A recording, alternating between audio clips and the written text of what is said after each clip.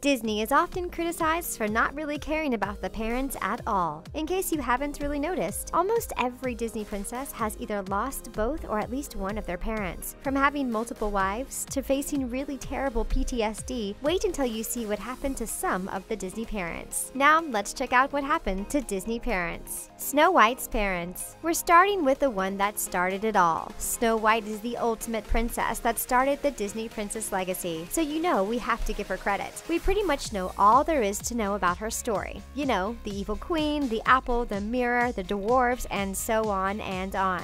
Snow White is a gentle creature, often criticized for her stereotypical ways, but not much is known about her parents. In fact, they didn't even appear in the original movie and weren't considered significant. In fact, some of the biggest Disney fans seem to think that Snow White's parents have both passed away, but that's not really true. You can actually find the king, aka her dad, in the 1979 musical adaptation of the movie. Father! Snow White, my dear, you are a vision! In the musical, the king is very much alive and present throughout the story. In fact, he loves Snow White very much. The huntsman actually notifies him of the evil queen's plan. The musical adaptation also follows the original grim version of Snow White, which states that her mom passed away during Snow White's childbirth. According to the musical, her mom wanted nothing more than to have a daughter with her skin as white as snow, and she definitely got her wish. Cinderella's parents. Cinderella is also one of those characters that had to face a parentless life, which of course represents a huge part of her story, but there seems to be a few inconsistencies in some of the earlier versions of the Cinderella story before Disney got their hands on them. For example, in Charles Perrault's version, Cinderella's dad is actually still alive, but unfortunately he appears to be totally neglecting his daughter. Lady Tremaine is still quite manipulative, but so much so she has total control of Cinderella's dad. This means that Cinders can't even complain to her dad in private without Lady Tremaine being all over them, so it's safe to say they are both held hostage in that situation. Her mom is never mentioned in the Disney animated movie, but we learn that she passed away when Cinderella was 10 years old. In Cinderella's royal wedding, her mom has dark brown hair and violet eyes, but in the live-action remake, she has long blonde hair and brown eyes. In other versions of the story, Cinderella's mom's passing also had a really strong impact over both Cinderella and her dad. The two both witnessed her passing, and Cinderella was told to be always kind and courageous. Have courage and be kind, my darling.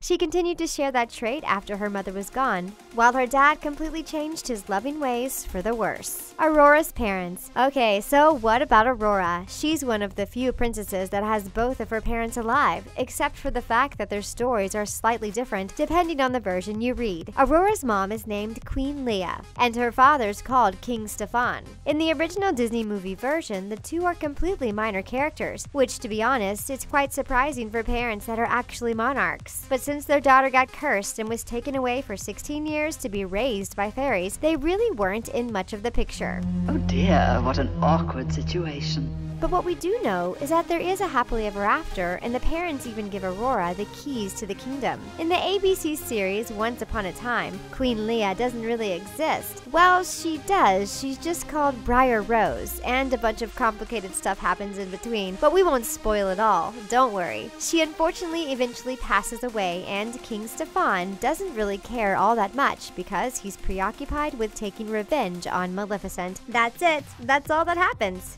And moving on. Ariel's parents. Okay, we all know about King Triton, so let's focus on Ariel's mother, Athena. She's not really that much present in the original movie, and of course there's a reason for that. It's actually quite a tragic story. Unfortunately, Ariel's mom passed away to an unfortunate run-in with pirates when Ariel was just a baby. This is precisely the reason why King Triton hates humans, which is a fair point actually. But if you want to learn more about Athena's story and her life, you have to watch The Little Mermaid, Ariel's beginning, where she's shown in the beginning of the movie. Her life story is also explained, and we get just a little bit more information about King Triton's softer side and the love he had for his wife. There's a music box involved too, which explains why King Triton banned music from the kingdom. Your father had the music box made for your mother. We all know how much Ariel loves to sing, and judging by her looks, she's a spitting image of her mother. Queen Athena's story also makes you really feel for King Triton, because he looked like he really loved his wife with all of his heart.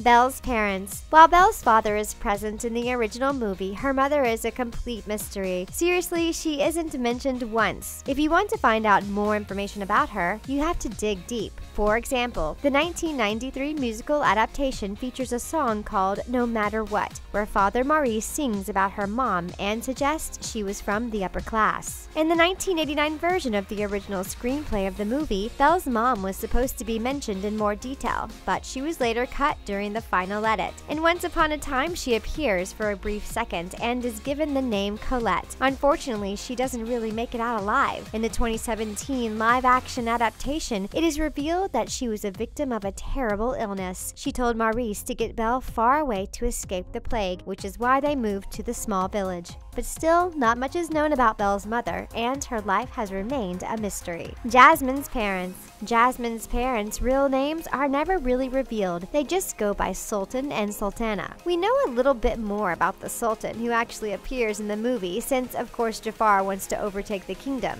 Sultan only mentions Jasmine's mom when he talks about the fact that she wasn't as picky as Jasmine when it came to selecting a suitor. In a movie called Disney Princess Enchanted Tales: Follow Your Dreams, the Sultana owned an aggressive horse called Sahara. Okay, Sahara. It's okay.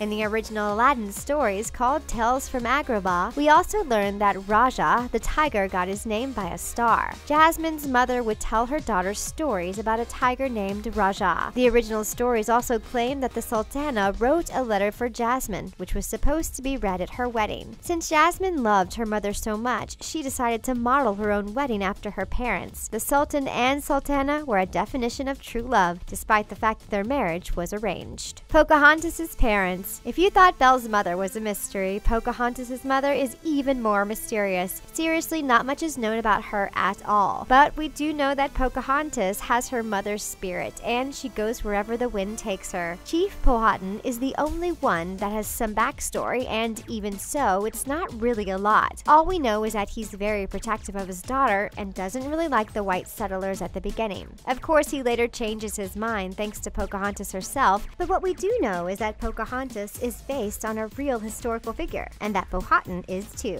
And if you look deep enough, you can definitely find some dirt on Pocahontas' dad. According to the history, having multiple wives was totally allowed back in the day, as they symbolized wealth. So naturally, Powhatan had about 100 wives as well as several kids, which might be why Pocahontas' mother never played a part in the story. Mulan's parents. Mulan has both of her parents alive, and she's one of the few with a consistent story. We see both Fa Li, who's her mother, and Fa Zhou in the movie. Mulan's parents seem to really love each other, and we can see how sad Fa Li is after she realizes her husband wouldn't come back from more alive. Mulan's father is also pretty strict, and he doesn't hold back to tell his daughter about what's expected from women during that era. It's a completely different world than today. Mulan's parents' story also remains consistent in any other appearance they have, but it's usually always kept to a minimum. It looks like they really are one of the few parents from our list that have a clear history. Tiana's parents. Tiana's parents are called Eudora and James. We don't see James much due to his passing, but Eudora is very present in The Princess and the Frog. Eudora is the type of mother every Disney princess deserves. She's totally supportive of Tiana's dreams, but she worries that her daughter might be overworking herself.